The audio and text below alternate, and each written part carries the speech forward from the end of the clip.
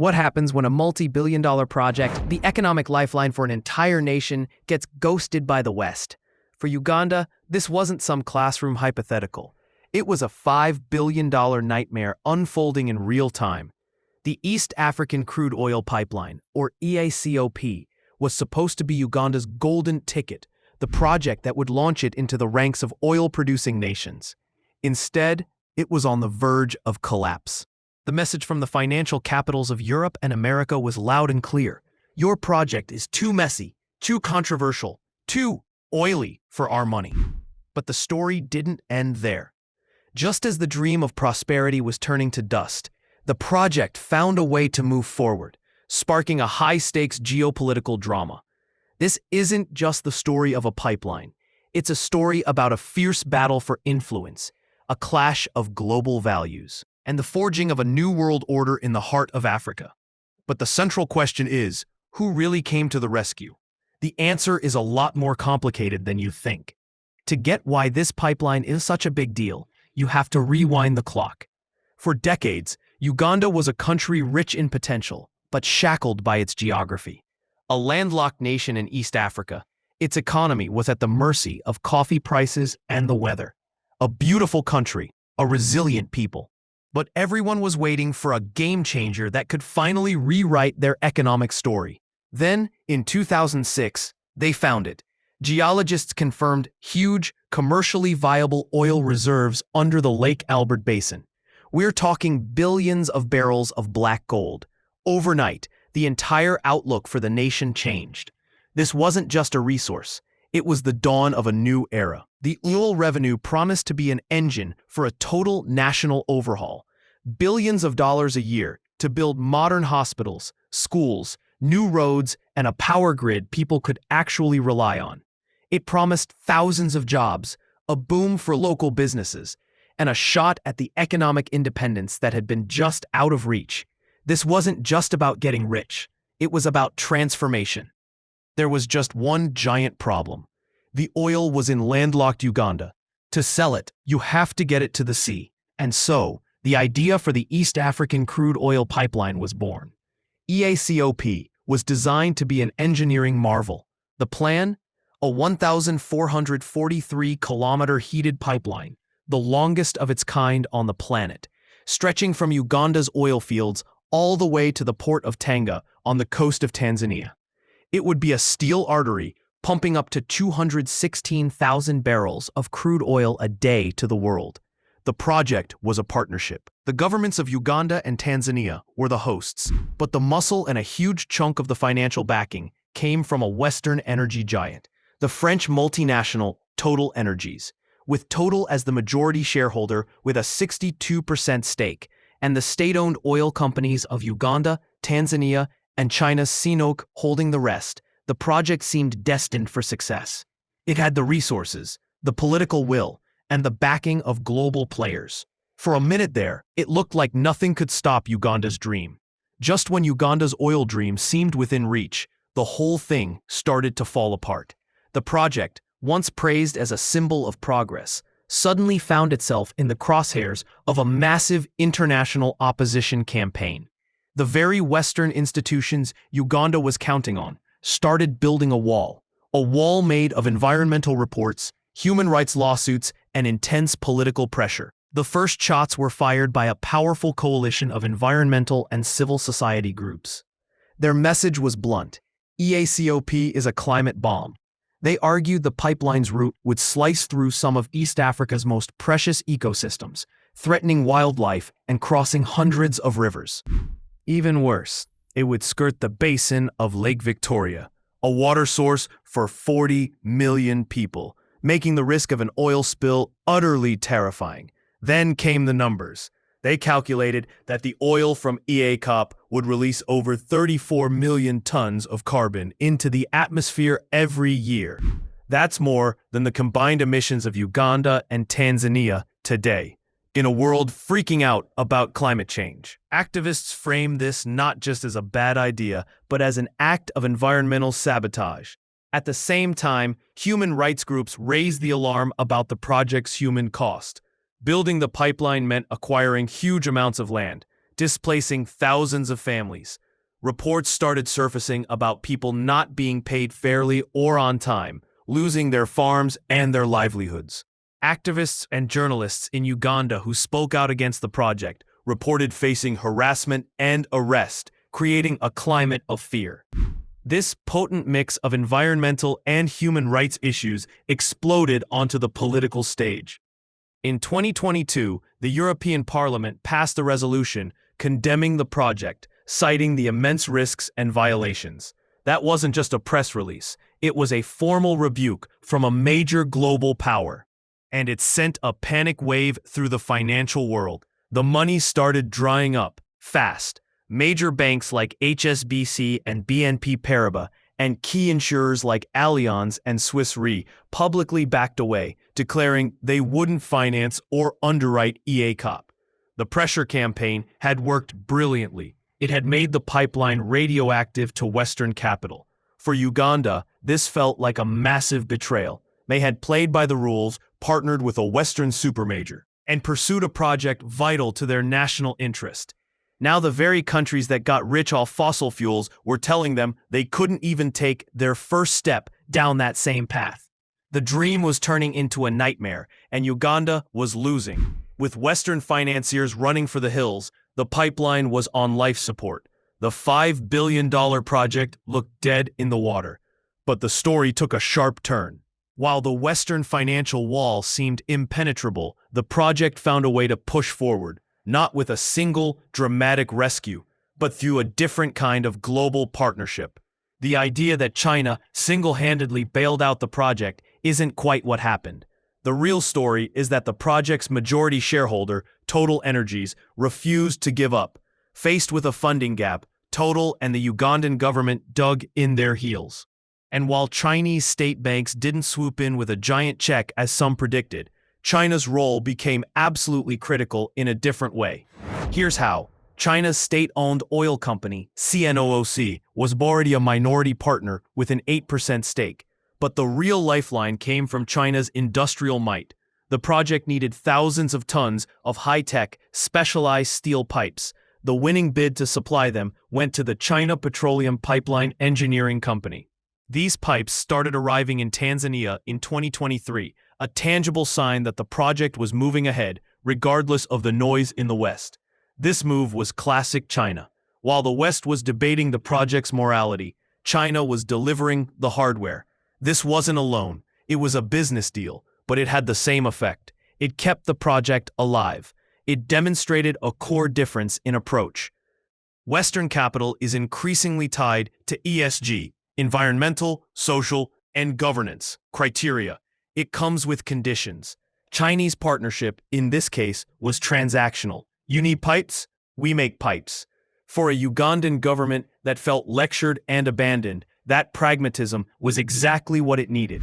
This strategy serves China's long-term goals perfectly. First, resources. As the world's biggest oil importer, securing future energy supplies is a top priority. A foothold in East Africa's emerging oil scene is a smart strategic play. Second, it showcases China's industrial power by providing the essential components that Western-backed companies might hesitate to supply. China positions itself as the indispensable partner for major infrastructure projects across the global South. It sends a powerful message to other African nations. When the West gets bogged down in politics, we get things built. So no, it wasn't a simple rescue by a Chinese bank. It was a more subtle, but perhaps more important, demonstration of power.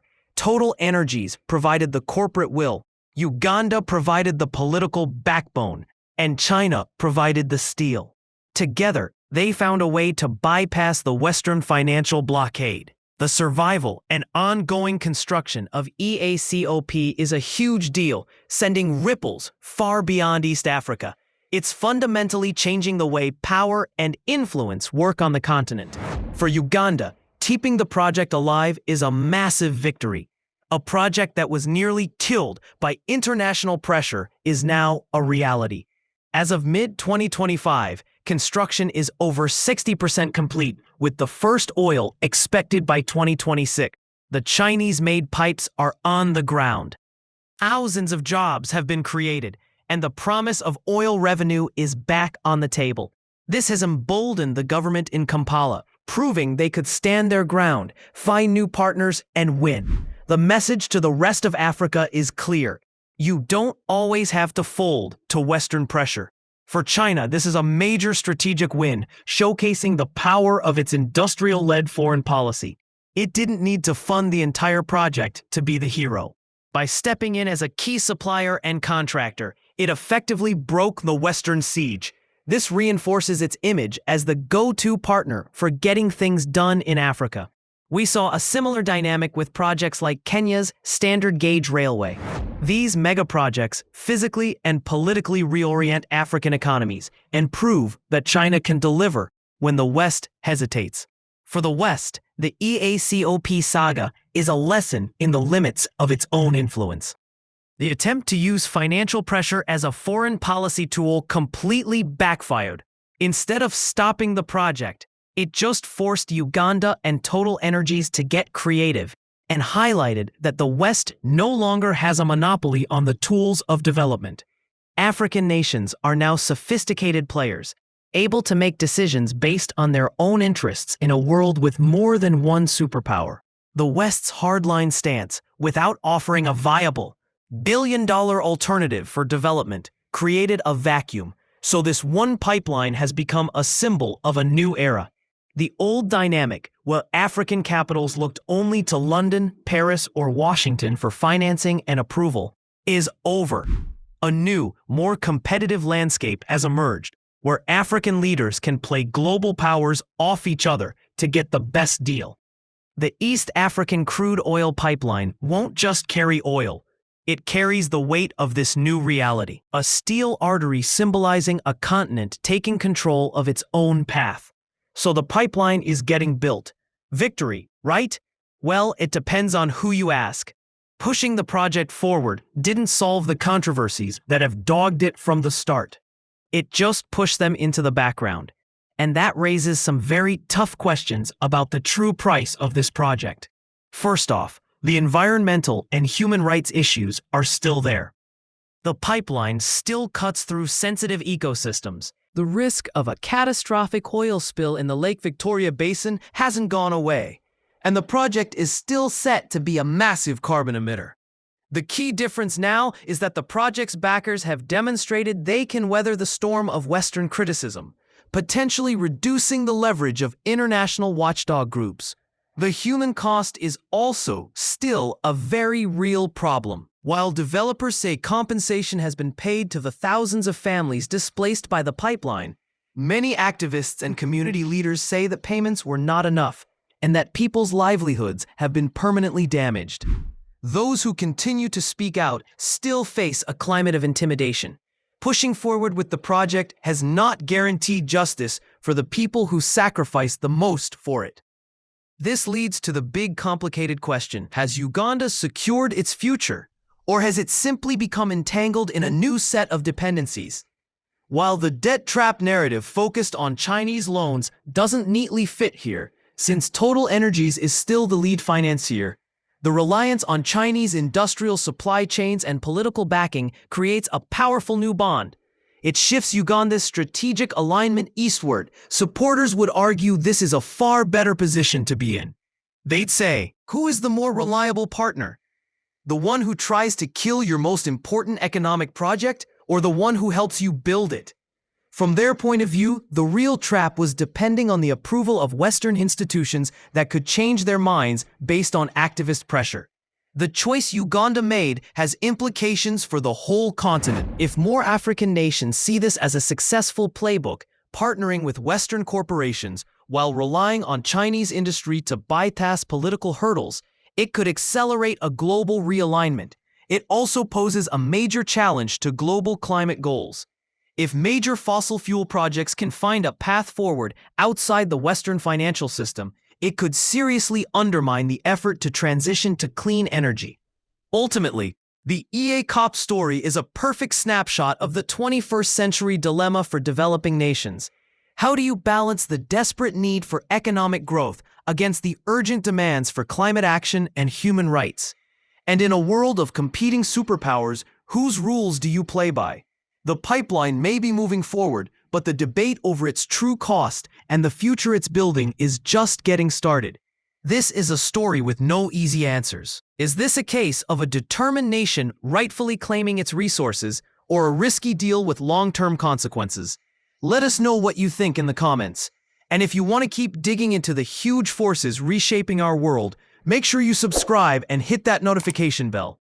The saga of the East African crude oil pipeline is a defining story of our time. It started as a Ugandan dream to turn black gold into national prosperity. That dream was nearly killed by a wall of Western opposition, where climate ideals clashed with a nation's development plans. For a moment, it looked like another casualty in the global fight over fossil fuels. But the project survived, not because of a simple rescue, but through a complex and determined partnership. The corporate resolve of France's Total Energies, the political will of Uganda, and the industrial power of China came together to find a way forward. This alliance didn't just save a pipeline, it exposed a fundamental shift in the global order. It showed the declining leverage of Western financial institutions and the rise of a powerful, pragmatic alternative. The pipeline is now steel in the ground. The oil will most likely flow. Uganda will get its revenues, Total Energies its profits, and China will cement its role as an indispensable global player. But this success story comes with a long list of tough questions about environmental accountability, human rights, and the very definition of sustainable development. EACOP is more than just a pipeline. It's a symbol of a world in flux, where old powers are being challenged and new alliances are being forged on the red soil of Africa. The ultimate question for Uganda and nations like it is not just how to develop, but with whom. And the answer to that question, being written right now in East Africa, will help define the 21st century.